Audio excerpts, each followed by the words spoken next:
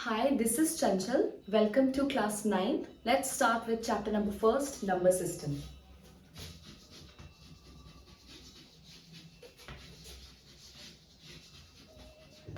So this video is going to be an introductory part of number system. क्या क्या concept है धीरे धीरे स्टार्ट करते हैं, फिर एक्सरसाइज के क्वेश्चंस को सॉल्व करेंगे. सबसे पहले जो फर्स्ट कंसेप्ट है इसमें वो है टाइप्स ऑफ नंबर्स.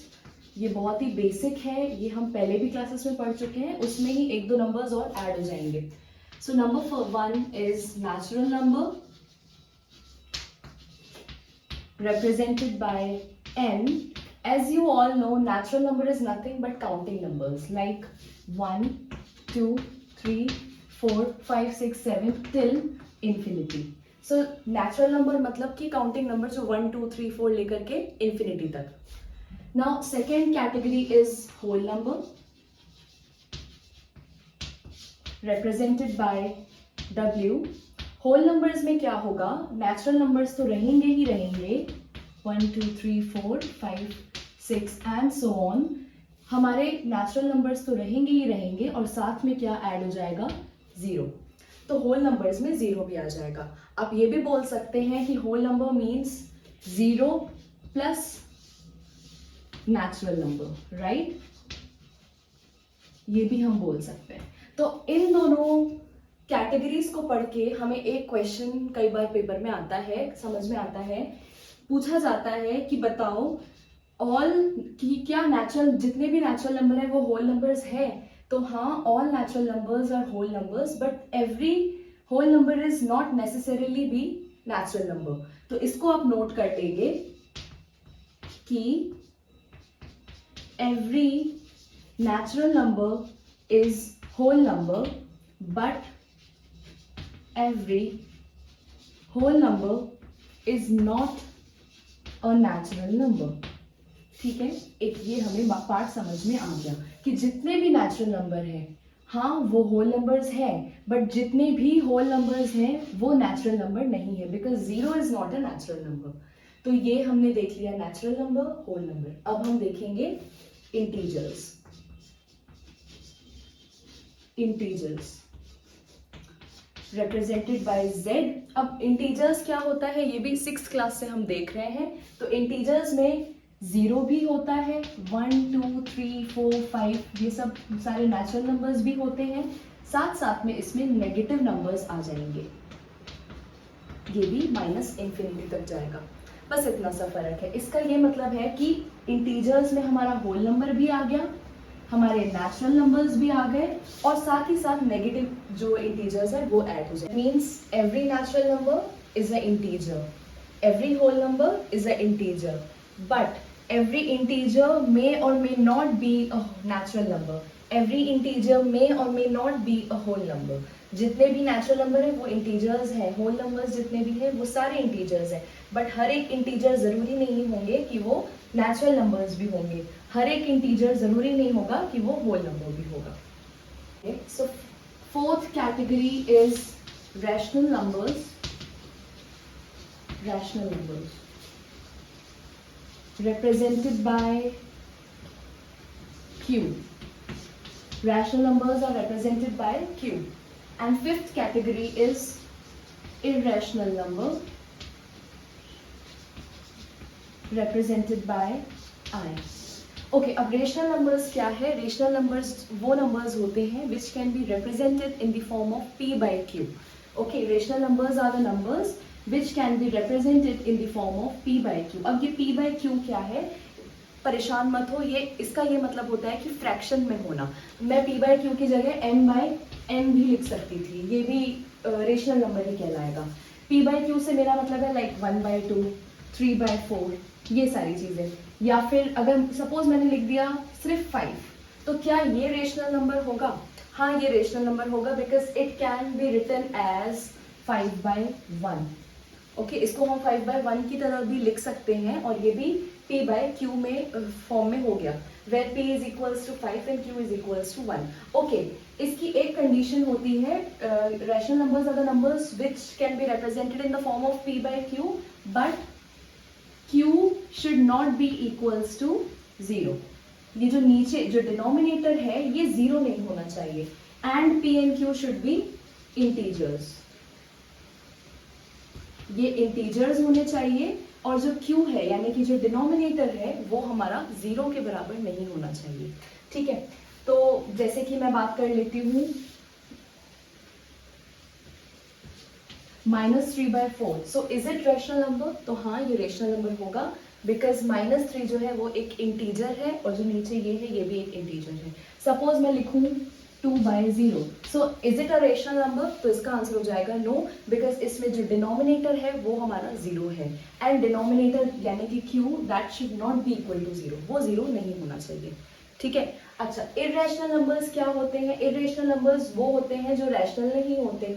ठीक है, इसका जो रैशनल और इर्रेशनल का जो कॉन्सेप्ट है, इस बार क्लास 9th में आपको डेसिमल एक्सपेंशन भी है, तो जब मैं वो कराऊंगी डेसिमल एक्सपेंशन, तब उसका जो कॉन्सेप्ट आएगा, तब मैं आपको रैशनल और इर्रेशनल में एक और डिफरेंस बताऊंगी कि रैशनल और कैसे हम पहचानते हैं कि क्या रैशनल है क्या इर्रेशनल है।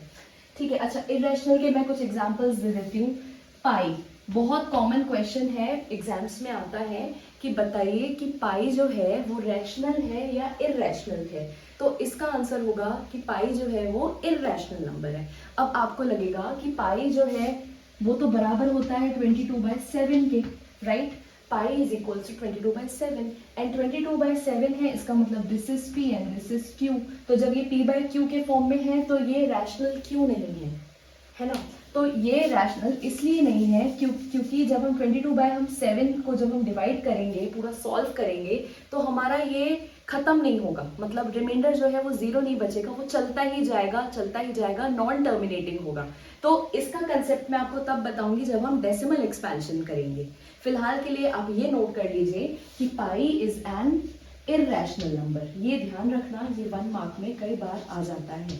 ये इर्रेशनल के कुछ अभी भी एग्जांपल्स आप देख सकते हो, लाइक √2, √5, ये सारे। √9 नहीं होगा, बिकॉज √9 जो है, √9 का तो मतलब 3 ही होता है, √9 मीन्स 3, और 3 को हम लिख सकते हैं 3/1 की तरह, so that will be a rational number. ठीक है, और इसके जो और एग्जांपल्स हैं इर्रेशनल नंबर, आपको और डिटेल में मैं डेसिमल एक्सपेंशन के टाइम पे क्लियर करूंगी। रैशनल हो गया, इर्रेशनल हो गया। Now 6th category is real numbers, and it is denoted by capital R। ध्यान रखना, रैशनल नंबर को Q से रिप्रेजेंट कर रहे हैं।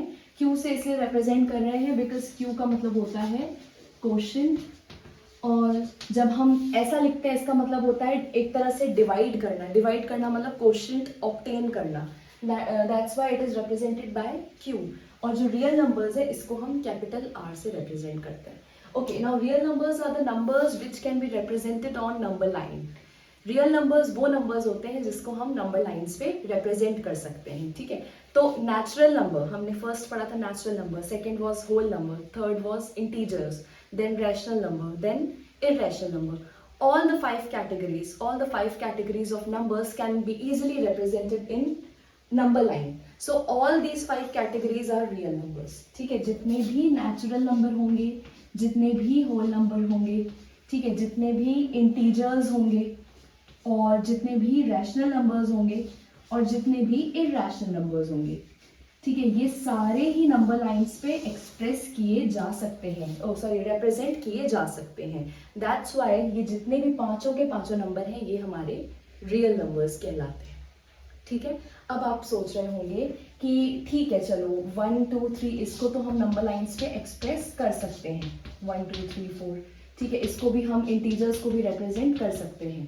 फिर उसके बाद 3/4 है, इसको भी रिप्रेजेंट कर सकते हैं, बट इसको कैसे रिप्रेजेंट करेंगे? ये √5, इसको इसमें कैसे रिप्रेजेंट करेंगे? तो वो हमारे एक्सरसाइज में क्वेश्चंस हैं, तो मैं उस समय उसको क्लियर करूंगी। ठीक है, तो real numbers means the numbers which can be represented on number line. इसके बाद जो हमारा कंसेप्ट है वो है फाइंडिंग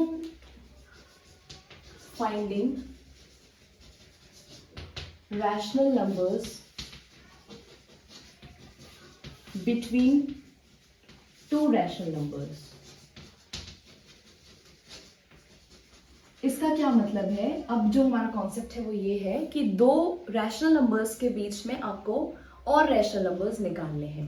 ठीक है, तो अगर क्वेश्चन 1 मार्क का कभी आता है कि दो नंबर के बीच में कितने रैशनल नंबर्स हो सकते हैं, तो आपका आंसर होगा इनफाइनाइट। तो किसी भी दो रैशनल नंबर्स के बीच में इनफाइनाइट रैशनल नंबर्स की पॉसिबिलिटी है। इवन अगर मैं बोलूं 1 और 2 के बीच में कितने रैशनल नंबर्स होंगे, तो भी हमारा आंसर होगा इनफाइनाइट। 1 और 2, 1 भी एक रैशनल नंबर है because it can be written as 1/1, 2 भी एक रैशनल नंबर है because it can be written as 2/1। तो ये हाँ रैशनल नंबर है because these are in the form of fraction p/q। And also check whether denominator is not whether denominator is 0, तो yes denominator is not equals to 0, that means कि ये हमारे जो है वो रेशनल नंबर्स हैं। तो अगर क्वेश्चन आए कि इसके बीच में कितने रैशनल नंबर्स की पॉसिबिलिटी है, तो आंसर होगा इनफाइनाइट। तो चलो एक क्वेश्चन यही लिख लो, फाइंड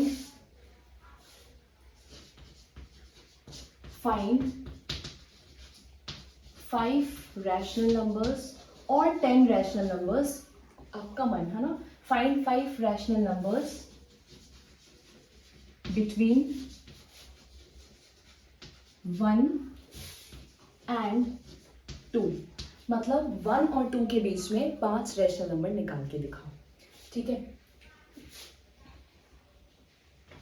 सोल्यूशन लिखेंगे हम, the given numbers are, numbers हमको क्या क्या दिए हुए हैं 1 and 2। तो 1 को मैं लिख सकती हूँ 1/1, ठीक है, और 2 को मैं लिख सकती हूँ 2/1। अब मैं इसको सीधे सीधे 10 से मल्टीप्लाई कर देती हूँ। ठीक है, मैंने इसको भी 10 से मल्टीप्लाई किया और ऊपर भी 10 से मल्टीप्लाई किया। ऐसा क्यों किया? क्योंकि वैसे भी 10/10 जब कैंसिल हो जाएगा तो बचेगा तो 1। तो 1 को किसी भी नंबर से मल्टीप्लाई करते हैं तो कोई चेंजेस नहीं आएंगे, इसलिए मैंने इसको 10 से मल्टीप्लाई किया। हो सकता है कि कुछ स्टूडेंट्स इसको 5 से मल्टीप्लाई करना चाहें। ठीक है, तो अगर आप 5 से मल्टीप्लाई करते हो तो देख लो। ठीक है, 5 और ये हो गया 5, मैं इसको भी 5 से इंटू कर देती हूँ। चलो 5 और 5, 1 5 इज 5, 1 5 इज 5, 2 5 इज 10, 1 5 इज 5। अब आपको इन दोनों के बीच के रैशनल नंबर्स लिखने हैं। 5/5 और 10/5 के बीच में कौन कौन से रैशनल नंबर्स होंगे? 6/5, 7/5, 8/5 एंड 9/5। ये आंसर हो गया। ये हमारे 4 रैशनल नंबर्स निकल के आ गए इन दोनों के बीच के। But we were suppose to get 5 rational numbers, right? इसलिए इसको 10 से मल्टीप्लाई कर देते हैं या 6 से कर लेते हैं, जो आपको कंफर्टेबल हो। किससे कर लूं? 10 से कर लेती हूँ। चलो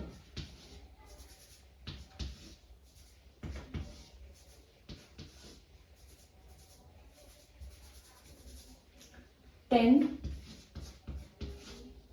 20 एंड 10। अब इसके बीच के हमारे रेशनल नंबर्स कौन कौन से हो जाएंगे? 10/10 और 20/10 के बीच में कितने? 9 रेशनल नंबर्स हो जाएंगे। तो 11/10 लिख लिया हमने, 12/10, 13/10, 14/10, 15/10। मुझे 5 की ही ज़रूरत है, इसलिए मैं 5 लिख रही हूँ। अगर क्वेश्चन में आता है 6 रैशनल नंबर्स तो आप 6 लिख देंगे। अच्छा, स्टूडेंट्स के आंसर्स वेरी कर सकते हैं, चेंज कर सकते हैं, चेंज हो सकते हैं, बिकॉज हमने यहाँ 10 से मल्टीप्लाई किया, हो सकता है कोई स्टूडेंट 6 से मल्टीप्लाई करे, और हो सकता है कि जैसे मैंने 11/10, 12/10 ये लिखा, हो सकता है कि कोई 14/10, 15/10, 16/10, 17/10 ये लिख दे। तो आंसर्स जो हैं वो चेंज हो सकते हैं, क्योंकि दो नंबर्स के बीच इनफाइनाइट रैशनल नंबर्स होते हैं। एक दो क्वेश्चंस और देख लेते हैं इससे ही related. Find 5 rational numbers between 3/5 and 4/5। So the given numbers are 3/5 and 4/5. The given numbers are 3/5 and 4/5. इनके डिनोमिनेटर्स भी सेम हैं, 3/5, 4/5। ठीक है, अब हम इसको मल्टीप्लाई करते हैं। किससे मल्टीप्लाई करें? हमें 5 नंबर्स चाहिए। सपोज मैं 2 से मल्टीप्लाई करूं तो ये हो जाएगा 3 2 जा 6, ठीक है, और ये हो जाएगा 4 2 जा 8। तो ज़्यादा हमें बीच में नंबर्स नहीं मिल पाएंगे, तो मैं डायरेक्टली 10 से ही इसको मल्टीप्लाई कर दे रही हूँ। 10 10, आप किसी और से भी मल्टीप्लाई कर सकते हो, बस मेक श्योर कि हमको 5 नंबर्स मिल जाए बीच के।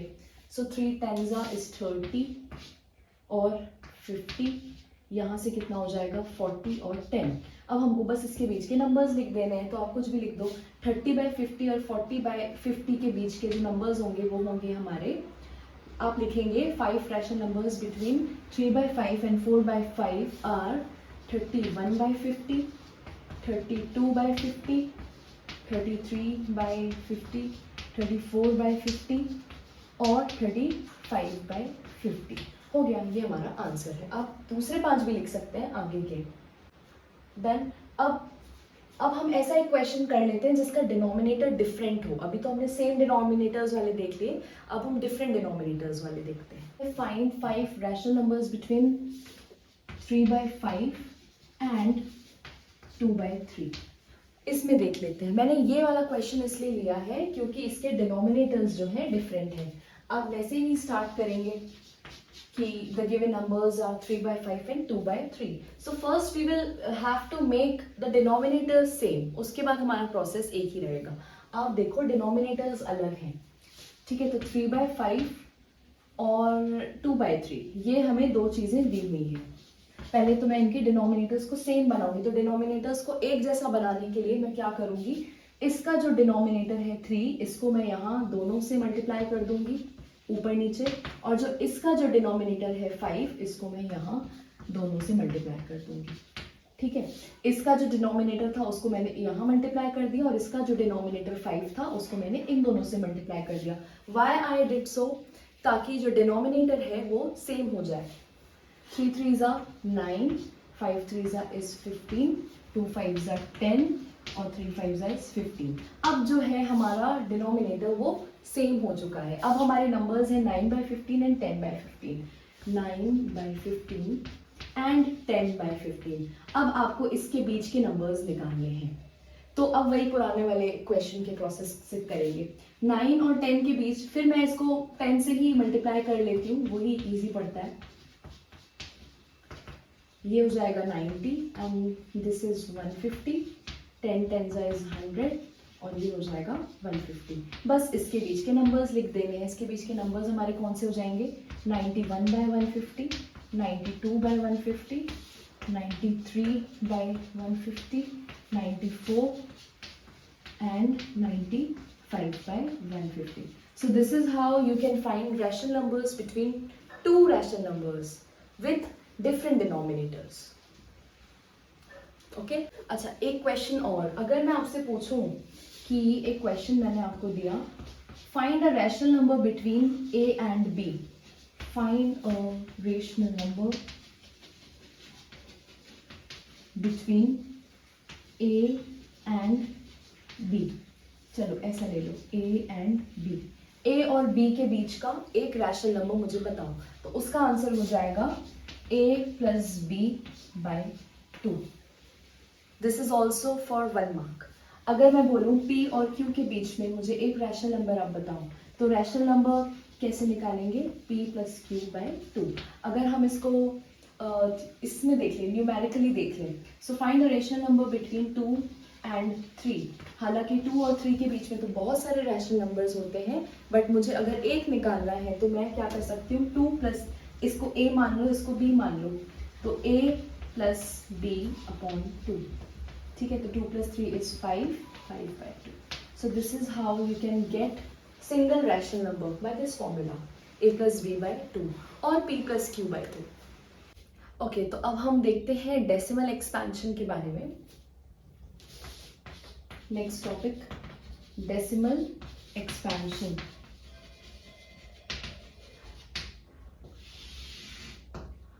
ओके, सो डेसिमल एक्सपेंशन भी 2 टाइप्स के हैं। First is terminating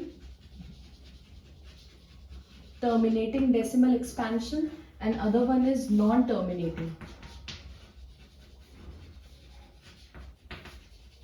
terminating decimal expansion. Terminating का मतलब होता है जब हम डेसिमल को, मतलब फ्रैक्शन को डिवाइड करें और अगर हमारा रिमाइंडर जो है वो 0 आ जाता है, मतलब स्टॉप हो जाता है, अगर वो टर्मिनेट हो जाता है डिवाइड करने पे, तो वो कहलाएगा टर्मिनेटिंग। नॉन टर्मिनेटिंग में ये होगा कि जो रिमाइंडर है वो 0 के बराबर नहीं होता है। Now non terminating again is divided into two categories: non-terminating repeating or recurring, non-terminating repeating and non-terminating non-repeating। अब मैं इसको डिटेल में आपको बताती हूँ। सबसे पहले तो फिर से ध्यान दीजिए, डेसिमल एक्सपेंशन का मतलब होता है जैसे कि पॉइंट में करना, हमको फ्रैक्शन में दिया है उसको पॉइंट में लेकर के आना है, तो उसके लिए हम डिवाइड करते हैं। सो decimal expansion is divided into two categories. First one is terminating decimal expansion and other one is non terminating decimal expansion. Terminating मतलब कि अगर हम डिवाइड करें तो वो टर्मिनेट हो जाए, स्टॉप हो जाए, या फिर रिमाइंडर हमारा जीरो आ जाए कभी भी। नॉन टर्मिनेटिंग मतलब कि चलते ही जाए, खत्म नहीं हो, तो उसको हम बोलेंगे नॉन टर्मिनेटिंग, जहाँ पे हमारा रिमाइंडर जो है वो जीरो के बराबर नहीं है। इसका एग्जाम्पल हो गया, लाइक इसका क्या एग्जाम्पल हो गया, सपोज 4/10, सपोज ये मेरा एग्जाम्पल है 4/10। तो इसको मैं कैसे डिवाइड करूंगी? 4/10 को आप ऐसा भी लिख सकते हो 2/5, या चलो मैं यही एग्जाम्पल ले लेती हूँ 2/5। मैंने ये एग्जाम्पल लिया। So this is 5 and this is 2। 5 0 0, this is 2। Now I have to take a point लूंगी तो यहाँ पे 0, फिर 5 4 20। तो हमारा जो रिमाइंडर है वो 0 हो गया, यानी 2/5 को हम लिख सकते हैं 0.4। हमने देखा कि जो रिमाइंडर है वो 0 हो गया, ये प्रॉपरली टर्मिनेट हो गया, इसलिए ये जो है टर्मिनेटिंग डेसिमल एक्सपेंशन होगा। ठीक है, नॉन टर्मिनेटिंग वो होता है जब हमारा रिमाइंडर 0 नहीं है। For example 1/3। अब मैं 1/3 को करती हूँ solve. 1 and this is 3, 0 0 then 1, then I have to take a point for a 0 here, then 3 3s are 9, फिर ये हमारा हो जाएगा अगेन 1, फिर पॉइंट से 0 हो जाएगा, फिर 3 3s हो जाएगा 9, फिर 1, फिर 3 3s 9 हो जाएगा, मतलब ये चलते जाएगा, हमारा खत्म नहीं होगा, 0 नहीं आएगा। तो ये खत्म नहीं हो रहा, टर्मिनेट नहीं हो रहा, that means this is non terminating. और अब आप नोटिस करेंगे तो टर्मिनेट तो नहीं हो रहा, पर ये रिपीट जरूर हो रहा है, लाइक 3 3 3 3 3, ये रिपीट हो रहा है ना। तो 0.3333, this is repeating. So this is non terminating as well as this is repeating. So this is of this category, ये इस कैटेगरी का हो जाएगा, नॉन टर्मिनेटिंग रिपीटिंग। सो 1/3 जो है वो नॉन टर्मिनेटिंग रिपीटिंग कैटेगरी का होगा। और हमें पता है कि जो रिपीटिशन होता है उसको हम बार से रिप्रेजेंट करते हैं। इसका एक और एग्जाम्पल देख लेते हैं, इसको देख लेते हैं। 7 14, देन 1 पॉइंट से 0 लगाया, 7 1s are 7, 3 is left, point से अगेन 0 लगाया, 7 4s are 28, रिमाइंडर 2, फिर पॉइंट से 0 लगाया, 7 2s are 14, फिर आंसर आ गया 6, फिर पॉइंट से 0 लगाएंगे, फिर 7 8s हो गया 56, फिर हमारा रिमाइंडर आएगा 4, फिर हम पॉइंट से 0 लगाएंगे, देन 7 5s 35, फिर हमारा रिमाइंडर आएगा 5, फिर हम इस पॉइंट से 0 लगाएंगे, 7 7s 49, फिर हमारा आंसर आएगा 1। ये 1, इसको मैं यहाँ कंटिन्यू कर रही हूँ, 1 आएगा तो 1, फिर हम पॉइंट से 0 लगाएंगे, अगेन 7 1s 7, फिर हमारा रिमाइंडर आएगा 3, फिर पॉइंट से 0 लगाएंगे, फिर 7 4s होगा 28, फिर बचेगा 2। आप नोटिस करो ये 2.14285 आ गया है, फिर से ये 1 4, यहाँ से ये फिर से रिपीट हो रहा है, मतलब इतना तो आ ही गया है, इसके बाद भी जो 1 4 है ये दोबारा से रिपीट होने को है। तो 2.14285 नाउ ये जो चीज़ है हमारा इतना पोर्शन ये फिर से रिपीट हो रहा है, तो इसका मतलब ये नॉन टर्मिनेटिंग है, खत्म तो नहीं हो रहा लेकिन हाँ रिपीट हो रहा है। सो this is an example of non terminating repeating decimal expansion. Okay, third category non terminating non repeating, जो खत्म भी नहीं हो और रिपीट भी ना हो, तो वो कहलाएंगे हमारे non terminating non repeating. Like 22/7, इसको जब आप सॉल्व करोगे तो इसका जो आंसर आएगा वो 3.14 समथिंग ऐसा आएगा कि वो खत्म भी नहीं होगा और वो रिपीट भी नहीं होगा, वो खत्म भी नहीं होगा और वो रिपीट भी नहीं होगा। या फिर जैसे आप √2 देख लो, तो √2 की वैल्यू होती है 1.414 और उसके आगे जो चलता जाएगा चलते जाएगा तो वो ख़त्म भी नहीं होगा, टर्मिनेट भी नहीं होगा और वो रिपीट भी नहीं होगा, या √3 हो गया या फिर √5 हो गया. So these all comes into the category of non terminating non repeating. Okay, अब एक चीज़ मैं आपको बहुत इंपॉर्टेंट चीज़ यहाँ पे क्लियर कर रही हूँ, वो देखो. डेसिमल एक्सपेंशन मैंने आपको बोला कितने टाइप्स के होते हैं, 2 टाइप्स के. First is terminating and other one is non terminating. Now non terminating also has 2 types, non terminating repeating and non terminating non repeating. अब ये जो टर्मिनेटिंग है और नॉन टर्मिनेटिंग रिपीटिंग है, ये दोनों कैटेगरी हमारी रैशनल नंबर्स होते हैं. ये दोनों कैटेगरी जो है ये हमारे रैशनल नंबर्स होते हैं. और जो ये वाली कैटेगरी है ये हमारे होते हैं इरैशनल नंबर्स. इसको ध्यान देना है. मैंने कहा था कि जब हम डेसिमल एक्सपेंशन करेंगे तब मैं रैशनल और इरैशनल को और भी डिटेल में बताऊंगी. तो वो ये है ना, टर्मिनेटिंग जो है वो रेशनल नंबर होगा, जो नॉन टर्मिनेटिंग रिपीटिंग है वो भी रैशनल नंबर होगा. ठीक है, ऐसा मत सोच लेना कि टर्मिनेटिंग रैशनल होता है, नॉन टर्मिनेटिंग पूरा इरैशनल होता है. नहीं, टर्मिनेटिंग रैशनल होता है और नॉन टर्मिनेटिंग का एक पार्ट, रिपीटिंग वाला पार्ट, वो भी रैशनल होता है. नॉन टर्मिनेटिंग का नॉन रिपीटिंग वाला पार्ट जो है वो इरैशनल होता है.